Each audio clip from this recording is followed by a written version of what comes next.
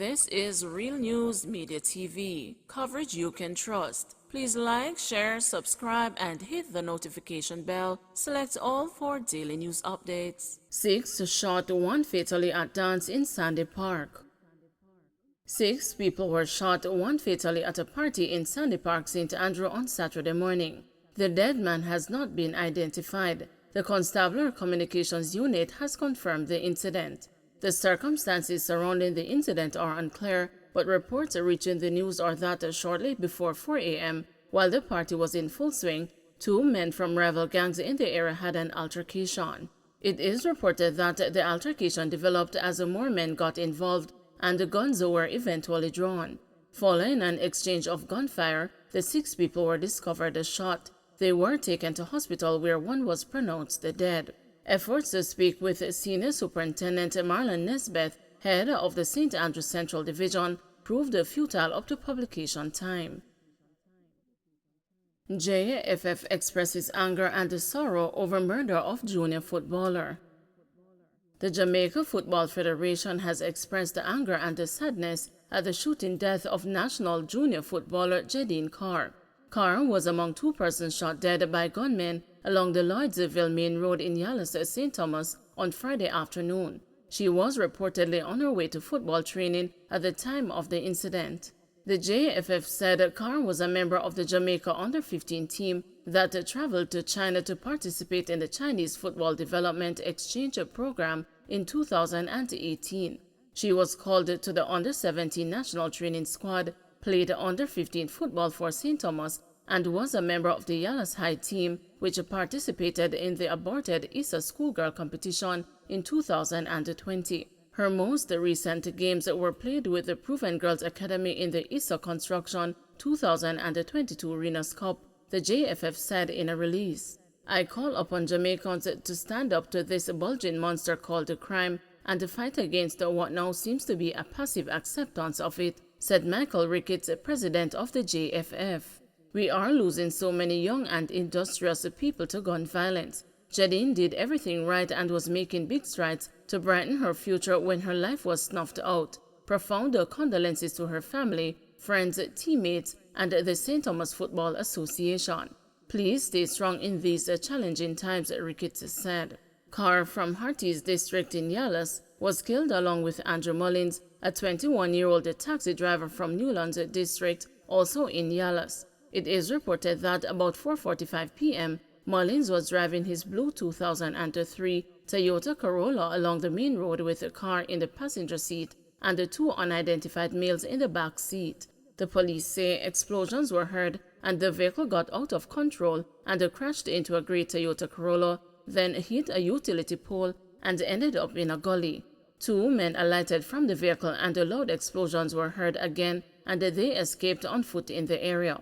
Mullins, the police said, was taken to the Princess Margaret Hospital by citizens, where he was pronounced dead.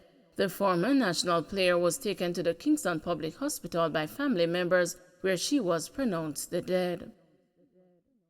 New toll rate take effect. Portmore citizens group calls for 3-day boycott. The Cumberland Tri-Sector Citizens Association in Portmore is calling for a 3-day boycott of the Portmore Toll Road starting Monday. The toll increase for Highway 2000 east-west took effect Saturday morning for the toll plazas at Portmore, Spanish Town, Vineyards, and May Pen. Portmore residents and the truckers are among those who have expressed anger at the toll changes. Dalton Scott, president of the Cumberland Tri-Sector Citizens Association, told the news that the group has not given up its bid to have the new rates reduced. Mr. Scott disclosed that the group had intended to stage a protest on Saturday, but that did not materialize. President of the Jamaica Confederation of Trade Unions, Helen Davis White, has lamented that the higher cost to access the highway will be a major burden on the workforce, especially a significant number of government-paid employees. The Toll Authority of Jamaica has maintained that the operators of Highway 2000 were not in a position to delay the toll increase. Lack of documentation could prevent some persons benefiting from social intervention programs, says Clark. Finance Minister Dr. Nigel Clark has acknowledged that there is a possibility that some vulnerable persons may miss out on the benefits of the social intervention program he announced it this week because of a lack of documents to verify their identity. According to Dr. Clark, the government is powerless to prevent this scenario as it has to abide by accounting systems to ensure transparency in the distribution of benefits. Dr. Clark is anticipating that in the near future, there will be less reliance on the political representatives for the distribution of benefits. He asserted on Thursday that identifying persons in need and establishing a national database is a solution, and that this will be possible with the National Identification System. Work far advanced on new bail act, says Malahoo Fort. Minister of Legal and Constitutional Affairs Marlene Malahoo Fort has announced that work is far advanced on the third draft of the Bail Act.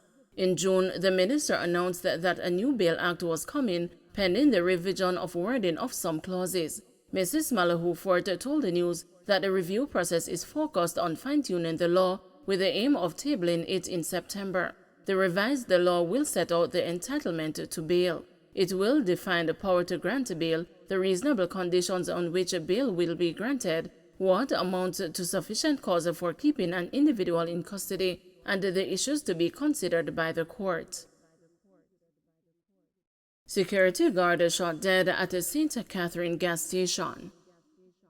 A security guard was shot dead at a gas station in Angels, St. Catherine on Friday evening. He has been identified as 35-year-old Edward Willock of Benbow District in Guys Hill in the parish. The incident occurred around 8:50 p.m., the police's corporate communications unit said. The guard was on duty at the station. It's alleged that a Toyota Alliant motorcar drove up and the three men exited, two of whom were allegedly armed with guns. They later opened fire on the guard. Willock died on the spot. The shooters escaped. Bedward Gardens thugs stage gun salute for U.S. burial of gangster Ray Dog. Thugs in the community of Bedward Gardens in St. Andrew staged an illegal gun salute on Friday to recognize the burial of their crony Ray Dog in New York. Residents in neighboring communities cowered in fear, thinking it was a shootout. The salute lasted for several minutes, the news understands. When me hear the barrage of shot, I thought it was a shootout, but a Ray Dog the youth them a pay respect to. He was a leader for them and he was in America for a good while, said a resident from Bedward Gardens, which is also known as River. Raymond Francis, 38, was reportedly an influential resident from the community who was killed in Queens, New York on June 19. He was cut down in a hail of bullets. Two other men, both 32, were shot in that incident, Fox 5 New York has reported. The shooting was captured on surveillance video, and the 28-year-old man has since been arrested. A comment has been sought from commanding officer for the St. Andrew Central Police Division, Senior Superintendent Marlon Nesbeth. A senior officer said the police were aware of Friday's explosions and the killing of Francis overseas. However, they did not know the former Don was being buried that day. An investigation has been launched. For years, the police have publicly said Bedward Gardens has been hard to the police because of the terrain. Man shot dead minutes after woman murdered in Kingston reprisal, says police.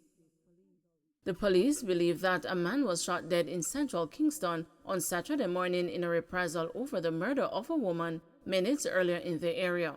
The incidents occurred sometime between 10:30 and 10:35 based on preliminary reports. Commanding officer for the Kingston Central Police Division, Superintendent Beresford Williams, said the shooting incidents are being treated as gang-related. We are suspecting that the man being killed was a reprisal for the first, but we are not concretely sure, he said. The woman has been identified as Sandy Walker of a text lane address in the area. According to the police, Walker was on her way to a shop at the intersection of Price Lane and North Street when she was shot several times. She died on the spot.